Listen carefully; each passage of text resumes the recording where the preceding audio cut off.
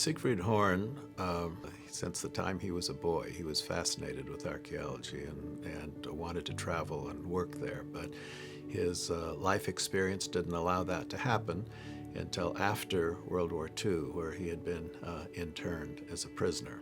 And he came to the United States and finished up his college at Walla Walla College, and then went to study with Albright in Baltimore at Johns Hopkins. But Albright, after testing him out, said, look, we can't just give you a degree and you know all this stuff, so why don't you go do something new? Go to the University of Chicago and get a degree in Egyptology. So that's what he did.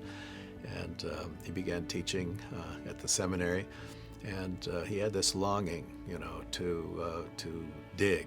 So he contacted G. Ernest Wright, who was digging at Shechem in those days, and had a group of mature scholars working with him, and Siegfried got some dig experience. And then he began to want to do his own project. And so he contacted the greats in the history of archaeology and the Hebrew Bible. And the only site on the list that each of these scholars gave him as potential places that needed to be excavated was Hisban. The original goal was primarily a search for the biblical past in Jordan, because the professors who organized the dig and the sponsors were interested in that period in particular.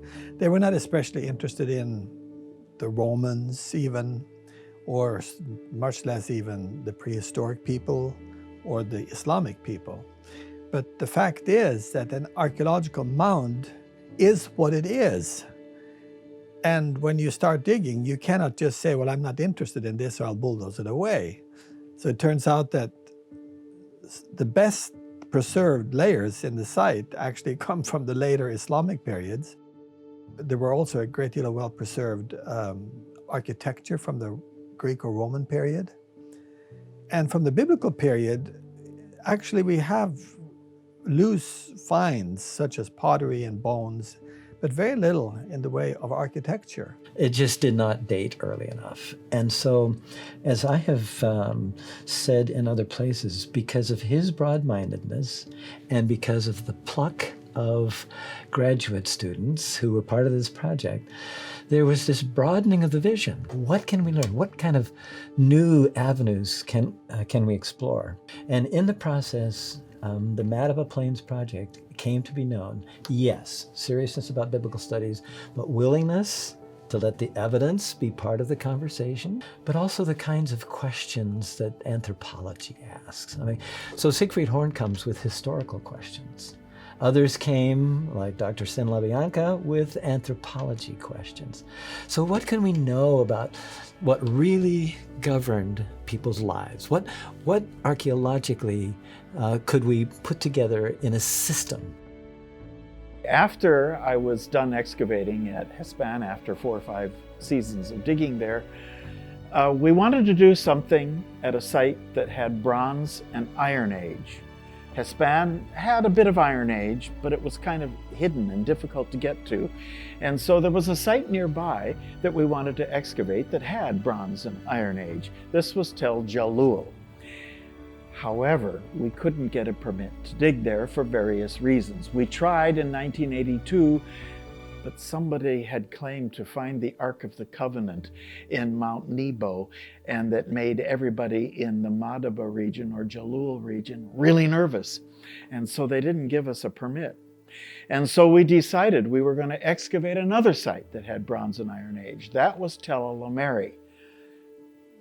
And I'm very glad that happened because we made some really sensational finds at Tall al Umayri. And we found the Bronze and Iron Age really nicely. Some of the best preserved remains in Jordan from those periods.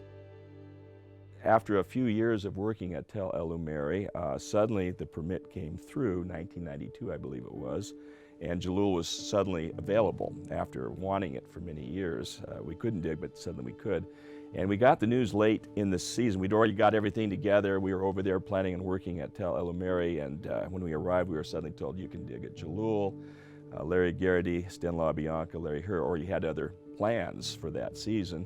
Since I was the junior director of the consortium, they said, you get to go dig Jalul. So I quickly scraped together a team. Dave Merling went with me, and we started our excavations very quickly there in the beginning of the 1992 season. We knew its implication. We knew the potential that this could be an alternate candidate for biblical Hisban. And so we wanted to start putting probes down and get an idea of the stratigraphy and the occupational history of the site.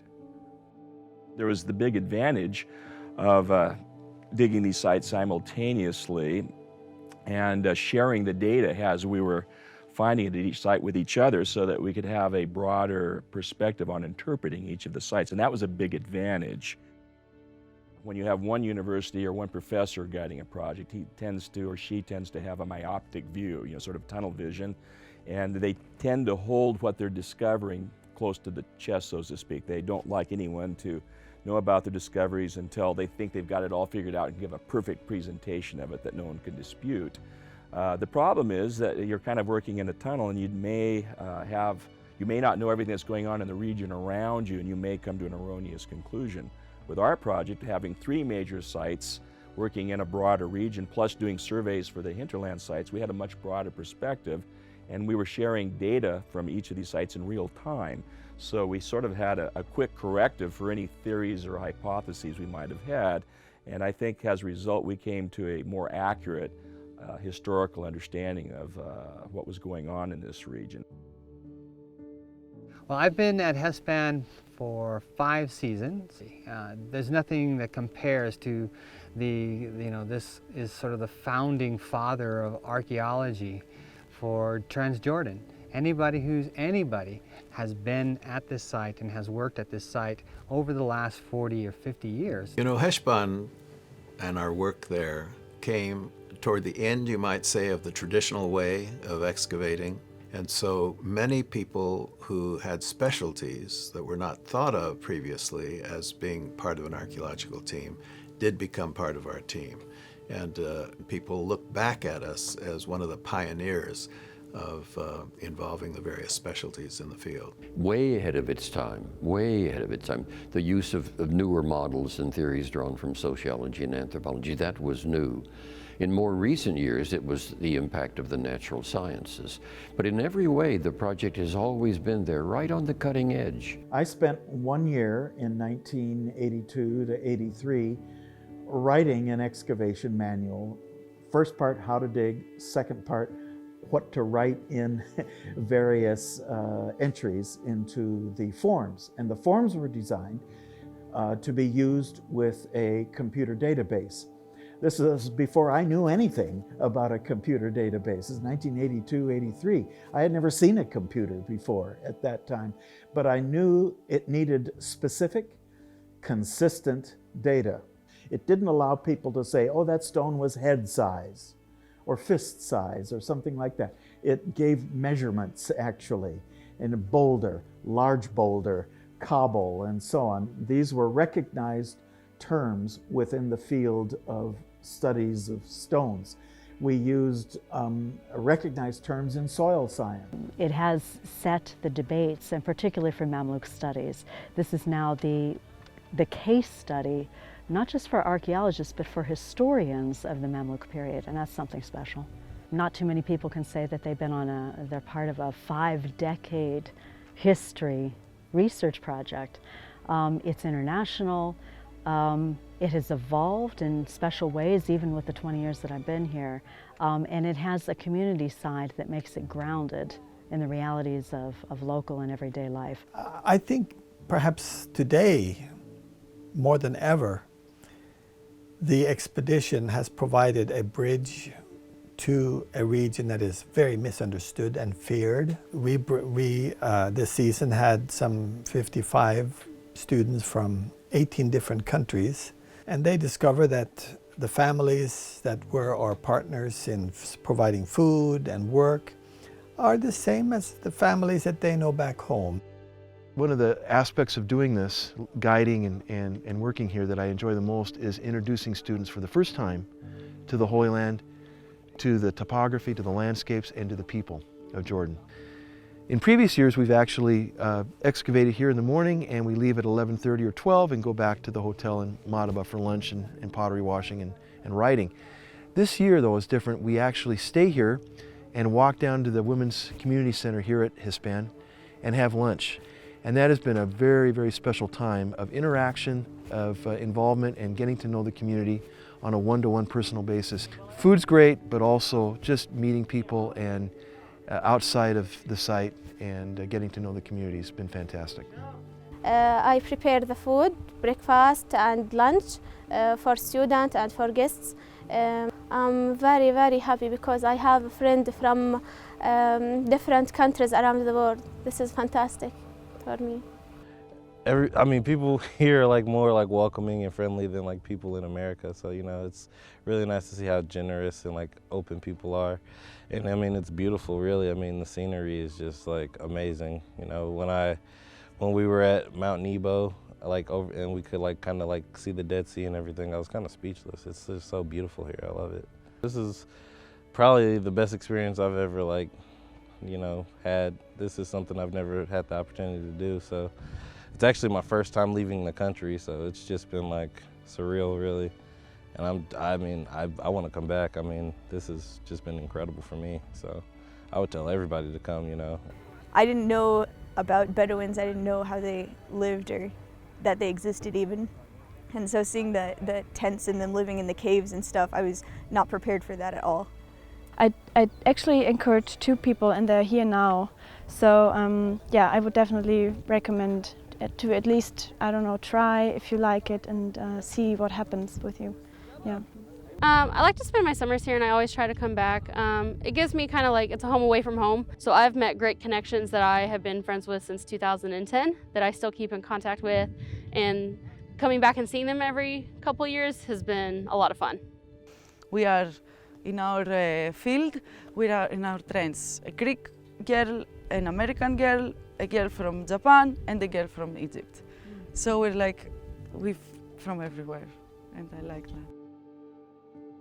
Getting to know people in the field, both those of us who came from outside as well as our Jordanian team, that was also a real privilege and a high point.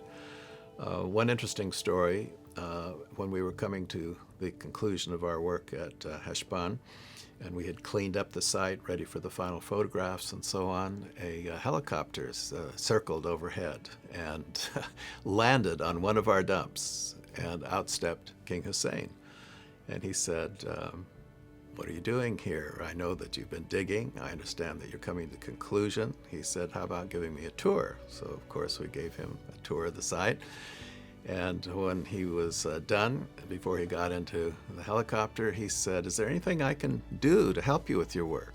And I said, well, for several months we've been trying to get a permit from the Air Force to go up in a little plane and take aerial shots. And if you could put in a good word for us, I said, that would be a tremendous help. And he said, well, do you have your camera with you? And I said, yes. So he said, well, hop in.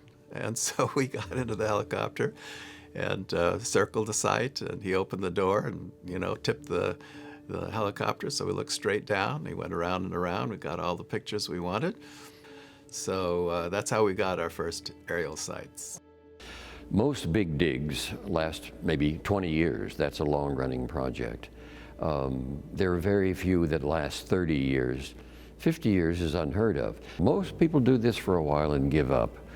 But this long-running project is really remarkable. There's nothing like it.